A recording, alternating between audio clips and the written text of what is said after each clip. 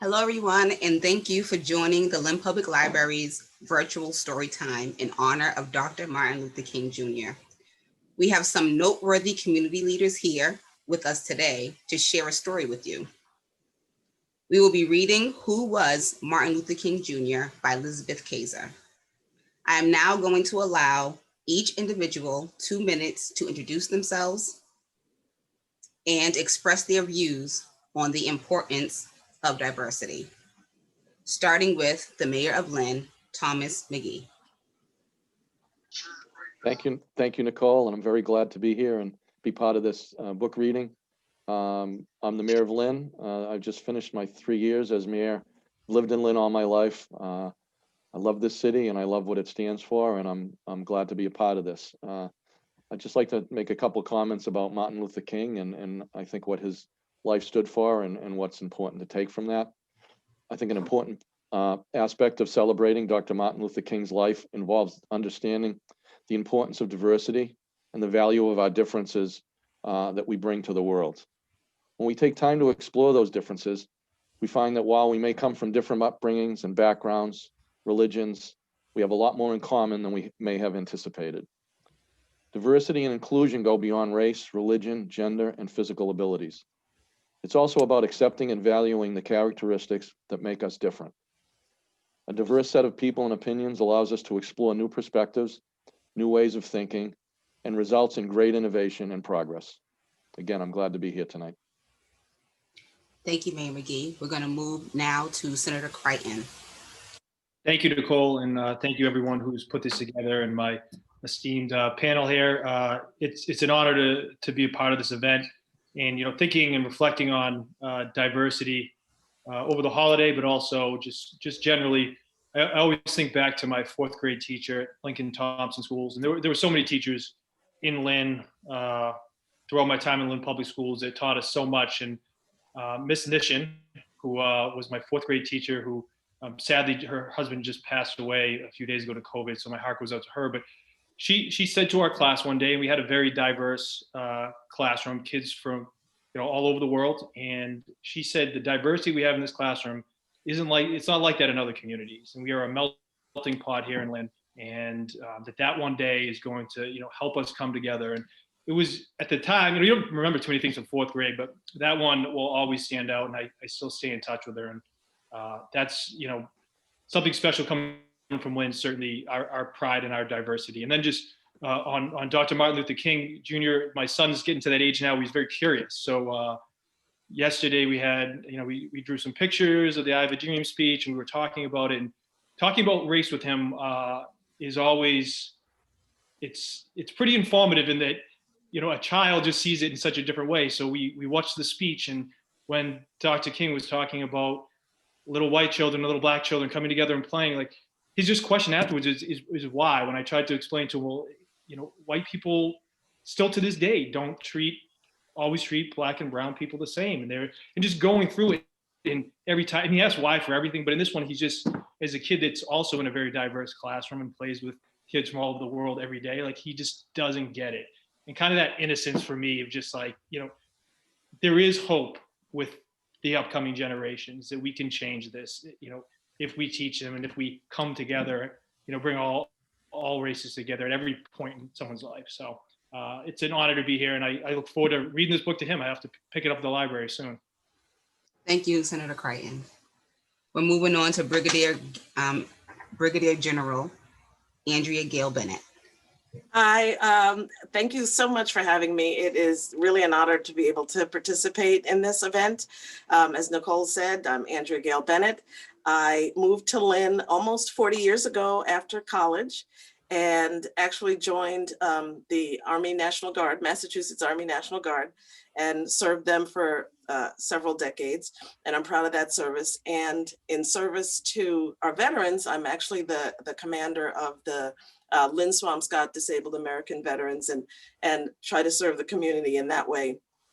And when I think about diversity and Martin Luther King and what he stood for, something that stood out to me was, again, another teacher who talked about her curriculum and what she tried to demonstrate in her class. And she talked about mirrors and windows, and mirrors being a reflection of yourself so that each child could see themselves and see their possibilities, and windows so that everyone has an opportunity to look outside of themselves and see other people's experiences and cultures. And that really stuck with me, that she was making an effort, and this is 20, 25 years ago, she was making an effort to do that for her students. And that's what, I think that's what makes a difference. I've traveled a fair amount, and the more I travel, the more I realize that we're all just people trying to get through the day. You know, we all want to be happy. We all want to take care of our families. We all have the same goals in mind, and there really is no difference. Thank you, General. I'm sorry that I skipped over the director of the library, Theresa Hurley. Hi. So I want to say thank you to Nicole and thank you to all my staff. I'm very proud and thankful for all the work that you do for the library and making me look good, because couldn't do it without you guys. I'm Theresa. I'm the director of the library. I've been working for the library for 25 years. My first 15 years, I was a children's librarian, and really started to learn a lot more about, I thought, you know, I had a good idea of diversity, but I started to learn so much more. And, you know, with diversity comes tolerance, understanding, acceptance, and inclusion. And these are things that we can teach each other and learn from and share experiences together that we wouldn't otherwise have. And, you know, what is the saying? The more you learn, the more you know. It's always a good thing. Love it. Thank you. We're moving on to Susan Cronin, the lead librarian of the Children's Department. I am Susan Cronin. I just want to say thank you, Nicole, for putting this together and for everybody else participating. So I've been a children's librarian for over 20 years, and just touching upon what Theresa said, we have learned so much about diversity in our community, and it's ever changing, ever expanding, and we have to, you know, have to recognize and respect it. We have to respect all the other cultures that are here and their ways of being, and especially if they're not the same as ours. And that's it. Thank you so much, Susan. Michelle Guzman, community organizer. Please share your thoughts and introduce yourself. Yes, hi, my name is Michelle Guzman, and I work as a community organizer here in the city of Lynn, but I also have a passion for history, and I do small history tours of Lynn, just embracing the history of Lynn, and also to pass it on to the next generation, like my son. Can you introduce yourself? Hi, my name is Mandy, and I recently I did volunteer for my brother's table, which is like a feast for the poor, and it was really fun. So I'm thinking of like probably like to volunteer later or something. So I don't know, just, you know, normal. Thank you so much for being here, Manny. And Erica Seals, she is a member of the North Shore Juneteenth Association. Hi, my name is Erica, and I'm a lifelong member of Lynn. And what I like about Lynn is diversity. And I don't know. Sorry, did you hear that? I'm gonna go disconnect my phone. All right, thank you so much, everybody, for sharing your thoughts. Now that we have all been introduced, I'm going to go ahead and start the story. We're going to be reading again Who Was Martin Luther King Jr. by Elizabeth Kaiser, and the illustrator is Stanley Chow. And because I'm an early educator, I have to say that the author is the one who writes the stories and the illustrator draws the pictures. Mr. Mayor is going to start us off. Thank you, Nicole. Martin's home was very happy. He had a big sister and a little brother.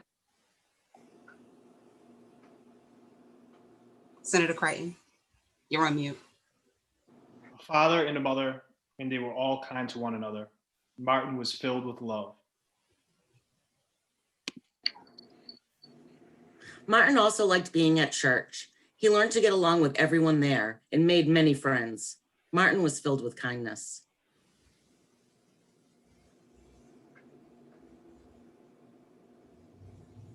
At home and at church, Martin was taught to love everyone, but not everyone was taught to love him. One day, Martin's best friend said he couldn't play with him anymore because Martin's skin was a different color. Martin was black and his friend was white.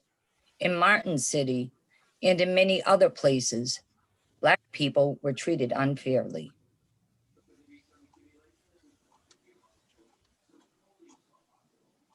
It made him sad and sometimes angry. Martin wished that all people would be kind and fair to one another. Studied and he learned, and he thought about how to change things.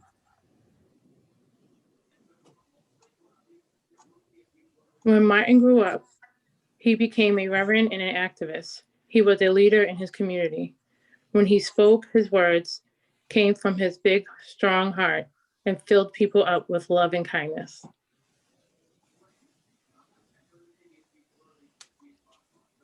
Martin said that everyone should be treated fairly and that we should never hurt one another. He said that we could change the world peacefully.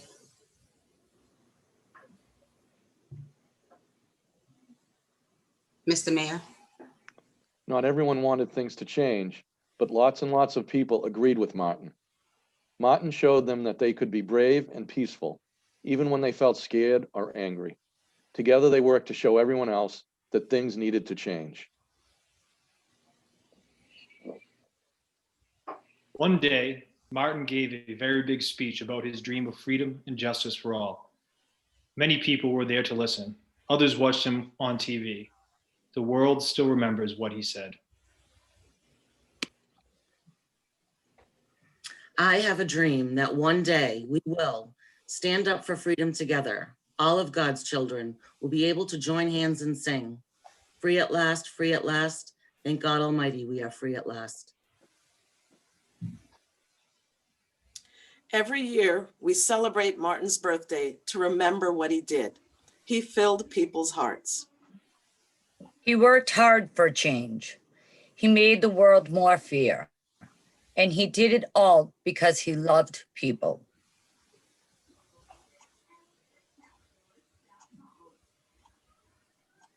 Martin Luther King Jr. grew up in the South. He was born in 1929 when laws separated Black people from white people and treated Black people unfairly. Black children and white children had different schools. Black people had more rules and less freedom. As Martin grew up, he decided to fight for change, but it was a peaceful fight. Martin led marches and protests. He made speeches. Many people listened to his words and joined his peaceful fight for justice and freedom. But Martin and his followers weren't treated peacefully. Many people were mean and violent to them, including police officers. It was hard and scary and very dangerous, but Martin never gave up. He spoke of a dream that all people could be treated equally. With his bravery and leadership, he helped change many laws to be more fair. In 1964, Martin was awarded the Nobel Peace Prize for showing the world that you can make powerful change and still be peaceful. I would like to have Dulce Gonzalez introduce herself because I stepped over her, so I do apologize for that. Dulce, please introduce yourself and share your words about diversity. Thanks, Nicole, no worries. My name is Dulce Gonzalez. I'm 24 years old. I'm a resident of Lynn. I've lived here basically my entire life. Thank you, Nicole, and everybody for putting this together. And diversity in me is really having representation at the table. I think it's important. It's crucial, really, for any aspect of our lives to have people who get it, who understand what that struggle has been, and to be able to make change based off of that experience. Diversity is a lived experience. And so for me, I think that's the importance of diversity. So thank you. Thank you to everyone for being here. And before we end our story time, I would like everyone to share one word that makes you remember Dr. King's legacy. We'll start with the mayor again. Thank you, Nicole. And I'd be remiss if I just wanted to make one comment as I was reading the book. I've had a chance to be at Dr. Martin Luther King Jr.'s house where he grew up. So seeing those pages reflecting his life with his family was really meaningful for me, as well as being born in 1955 and having a chance to be alive and see his work that he did to really make changes in this country for the better. So, and to see how much of a challenge it was for him. So the word I would say that I really take away from this and probably from seeing him when I was a young boy, but just as importantly his words today is courage. Amazing. Thank you for sharing that. Senator Crighton, please share your thoughts on the story and your one word. Thank you, Nicole. Believe it or not, the mayor stole my word. No, I had to back up just for this. I picked determination or determined. You know, when we look at how divisive we are as a country right now, and all the comparisons go back to the civil rights movement in the 1960s, of which Martin Luther King was, you know, the focal point among many other civil rights leaders. But you know, anytime I take heed for a vote, or you know, if you're getting, you know, kicked around in the papers or online, like, it weighs on you. And I'm doing minuscule things, right? Like, not comparing myself to their efforts, but to think of every day stepping out there and having that determination, that courage to continue to fight. And like you said, they were peaceful, but many others weren't. So their lives were threatened. Their families' lives were threatened. Like, I don't know how you can dig deep and continue to be so determined, so courageous in those times. And you have to too remember one other piece is, we think of him right now as a popular figure in the United States. He was very unpopular. I mean, from the white community, right? So this was not something that he was praised for. This was something that he was just everyone trying to beat him down all the time, and he never flinched, never gave up, and just so remarkable. So, anyways, sorry for the ramble. Thank you for the opportunity again.